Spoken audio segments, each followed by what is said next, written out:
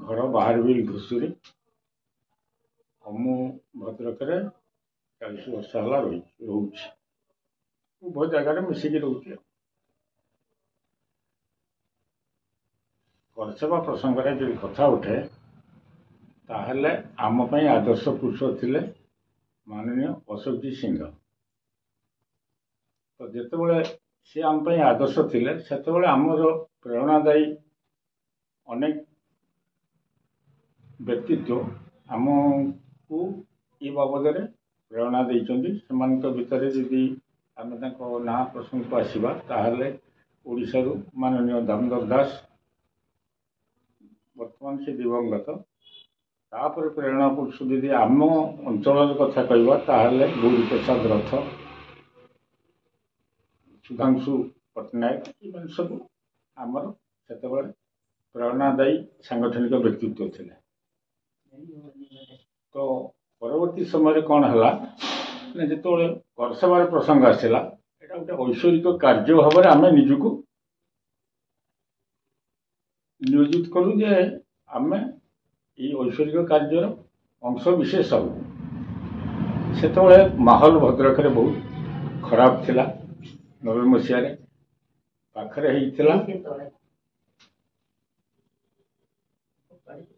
थिला गोटे दंगा जनित परिस्थिति धामनगर उपजला तेणु भद्रक टेंशन थिला। तो आम जो योजना कलु जे ना यहाँ से महत्वपूर्ण काम अच्छी जो आम सहयोगी सहभागी हवा नित्यान जरूरी। पारिवारिक असंतोष नाला कि असुविधा नाला किंतु गोटे भयर वातावरण थिला घर अवस्था एमती नाला भंगा कबाट थिला तेणु आग्रह करुन जे घर जावाई से मत ट्रेन चढ़ाई विजय भूषण नायक संघर कार्यकर्ता से प्रमुख काम करुले। तो नहीं ट्रेन चढ़ेले गाँचल आम गलु बाटरे विभिन्न जगार सांगठनिक व्यक्तित्व मान सहित परिचय होती देखा भी होती कथा होती सांगर भी जापर आम मुगल सराई जो एवं जोटा दीनदयाल जंक्शन बोली कहुटा से मुगल सराई थी मुगल सराई ओल्ला ट्रेन चेंज कर ट्रेन चेंज कर बनारस पहुँचला बेलू बनारस ट्रेन टाक आमको घेराव कर दिगला कारसेवा घोषणा हो सारी था। ट्रेन जो घेराव कर दिगला आम से स्टेशन रू खसी आसलु पुलिस बल को भांगिक आम पलि आसिक शिशु मंदिर में गाधुआ गाधि कर सारिक शिशु मंदिर बाहरला बेले पुलिस पुणी थे आमको अरेस्ट कला। अरेस्ट करके रखिला कौटी ना इमती देवी कॉलेज रे आमको एमती पूरी टिके आलू कषा टिके खाइबा देकी से आम 11:30 बेले बसिलु बसला आमको गोटे सेल्टर जो दब ट्रेन जोटा को से कहला जेल कैंप सेमती आम 70 किलोमीटर गलु से बस रे आलैनु राति 7टा बेले आमको नहीं ओल्लै दिगला कौ जगार ना गाजीपुर गाजीपुर जोटा उत्तर प्रदेश हाँ उत्तर प्रदेश दिल्ली रास्तार पड़ो अजमेर रास्ता से ओल्ला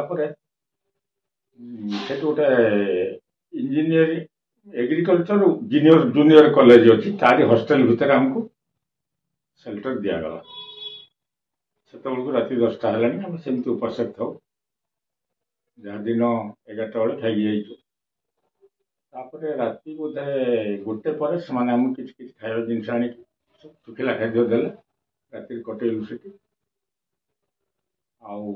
गंगा नई कूल से आम सहयोगी भाव में शिशु मंदिर किसी आचार्य कॉफी चा एम सब आनिकी दौ था मुढ़ी मसला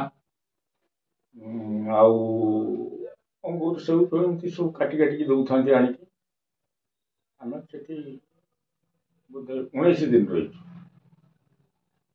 करसेवा 19 दिन स्टार्ट है जो अशोक जी लाठीमाड़ है ସେତେବେଳେ କ୍ୟାମ୍ପ ଭାଙ୍ଗିଗଲା କି କୁଆଡ଼େ ଲୋକ ସବୁ ପଳେଇଲେ, ଏଭଏଡ୍ କଲେ କାହାକୁ ଗିରଫ ଧରି ଯିବାକୁ। ଗାଡ଼ି ଘୋଡ଼ା କିଛି ଚାଲୁନି। ସେଠୁ ଆମେ ସିଧା ସିଧା କୋଉଠି ଟ୍ରକ୍ ମାନଙ୍କରେ ଆସିକି ବନାରସ ପହଞ୍ଚିଲୁ। ବନାରସରେ ପୁଣି ଆମକୁ କର୍ଡନ କରାଗଲା। ତାପରେ ସେତେବେଳକୁ ସରକାର ଘୋଷଣା କରିସାରିଲେଣି ଯେ ସମସ୍ତ କର୍ତ୍ତବ୍ୟ ଅଯୋଧ୍ୟା ହେଇକି ତାଙ୍କ ନିଜ ଡେଷ୍ଟିନେସନକୁ ଯିବେ। ଆମେ ଅଯୋଧ୍ୟା ଯିବୁ କେମିତି? ବନାରସରୁ ଆମେ ଗଲୁ ବନାରସରୁ ଟ୍ରେନରେ ପ୍ରତାପଗଡ଼ରେ ସନ୍ଧ୍ୟାରେ ଓହ୍ଲେଇଲୁ। ସେଇ 2 ଦିନ ଗାଧୁଆ ପାଧୁଆ କିଛି ନାହିଁ। ରାସ୍ତାରେ ଯାହା ଯିଏ ଯାହା ଖାଇବାକୁ ଦଉଛି ଖାଉଛୁ। କାନ୍ଧରେ ଗୋଟେ ବ୍ୟାଗଟେ ପଡ଼ିଛି, ତା ଦେହରେ ସୁଇଟରଟେ, ଗୋଟେ ପ୍ୟାଣ୍ଟ ଗୋଟେ ସାର୍ଟ, ଆଉ ଗୋଟେ ଟ୍ରାଉଜର, ଗୋଟେ ପଞ୍ଜାବୀ, ଆଉ ଗାମୁଛା 2ଟା, ବାସ୍ ଏତିକି ହଉଛି ସରଞ୍ଜାମ ଆମର। ସାଙ୍ଗରେ ଆଉ କିଛି ଜିନିଷ ନାହିଁ। ତ ମୋଗଲ ସରାଇରୁ ନା ଯୋଉ ପ୍ରତାପଗଡ଼ରୁ ଆମେ ଆସିବୁ ସୁଲତାନପୁର ଆସିଲେ ଆମେ ଟ୍ରେନ୍ ଧରିବୁ। ସିଏ ବୋଧେ କେତେ କିଲୋମିଟର ମୁଁ କହିପାରିବିନି, ତେବେ ବହୁତ ସମୟ ଆମକୁ ରାସ୍ତାରେ ଲାଗିଥିଲା। ସେଇଟା ଯୋଉ କାରସେବକ ମାନଙ୍କର ସହଯୋଗରେ ସମ୍ପାଦିତ ହେଉଥିଲା। ଆମେ ଯେତେବେଳେ ବାହାରିଲୁ କୋଉଠୁ, ମୋଗଲ ସରାଇରୁ ନା ଯୋଉ ପ୍ରତାପଗଡ଼ରୁ କିଛି ବାଟ ଆମେ ଆସିଲୁ ଟ୍ରାକ୍ଟରରେ।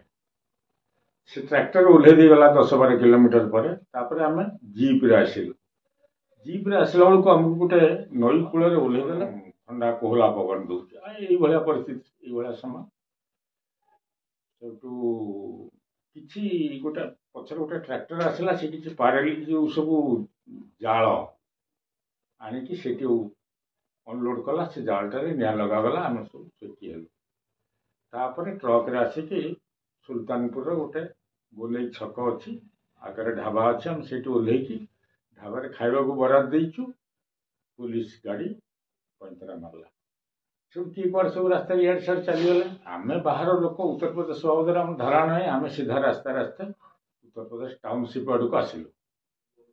ଟାଉନସିପ୍ ଆଡ଼କୁ ଆସିଲା ବେଳେ ବାଟରେ ପୋଲିସ ଆମକୁ ଆରେଷ୍ଟ କଲା, ନେଇକି ଥାନା କ୍ୟାମ୍ପସ ଭିତରେ ରଖିଲା। ସେତେବେଳକୁ ରାତି 2ଟା ହବ। ଗୋଟେ ଠେଲାବାଲାକୁ ଡକାଗଲା। ଠେଲାରେ ସେ ପୁରୀ ତରକାରୀ ଆଉ ଚଟଣି ସବୁ ଦେଲା। ଆମେ ଖାଇକି ସେଇ ଯୋଉ ଥାନା ବାଉଣ୍ଡରୀ ଭିତରେ ଗୋଟେ ବୁଲେଇ ହେଇଛି, ତା ଦେହରେ ଶୋଇଲୁ। ସକାଳୁ ଆମେ ଷ୍ଟେସନ ଯିବୁ, ଗାଡ଼ି ଧରିବୁ। ଏମିତି ଆମକୁ ଦୁର୍ଯୋଗ ହେଲା। 7:30 ବେଳେ ଆମେ ଏଠୁ ରାତି 2ଟା ହେଇଯାଇଛି। ଆମେ ଉଠିକି ନିତ୍ୟକର୍ମ ସାରିଲା ବେଳକୁ ସେ ଟ୍ରେନଟି ଯାଇ ଷ୍ଟେସନରେ ପହଞ୍ଚିଲା ବେଳକୁ ବାହାରିଯାଇଛି। ପୁଣି କ'ଣ ହେଲା ନା ଆମେ 2ଟା ପୂର୍ବରୁ ଆଉ ଟ୍ରେନ୍ ନାହିଁ। ସରକାରଙ୍କ ନିୟନ୍ତ୍ରଣରେ ଚାଲୁଥାଏ ସେତେବେଳେ ଟ୍ରେନ୍। ତେଣୁ ଆମେ 2ଟା ପର୍ଯ୍ୟନ୍ତ ଅପେକ୍ଷା କଲୁ।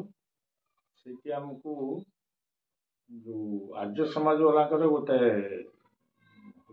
ଧର୍ମଶାଳା ଅଛି, ସେଠି କିଛି ରୋଷେଇବାସ କରିକି ଭାତ ଖାଇବାକୁ ଦେଲେ, ରୁଟି। ତାପରେ 2ଟା ବେଳେ ଅଯୋଧ୍ୟା ଯାଇକି ପହଞ୍ଚିଲୁ। ଯୋଉଦିନ ଆମେ ଅଯୋଧ୍ୟାରେ ପହଞ୍ଚିଲୁ, କାରସେବକପୁରମର ବ୍ୟବସ୍ଥାରେ ଯଜ୍ଞ ହେଉଥାଏ। କାରସେବକ ମାନଙ୍କର ଯୋଉ ଶହୀଦ ହେଇଥାନ୍ତି ସେମାନଙ୍କ ଉଦ୍ଦେଶ୍ୟରେ ଯଜ୍ଞ ହେଉଥାଏ।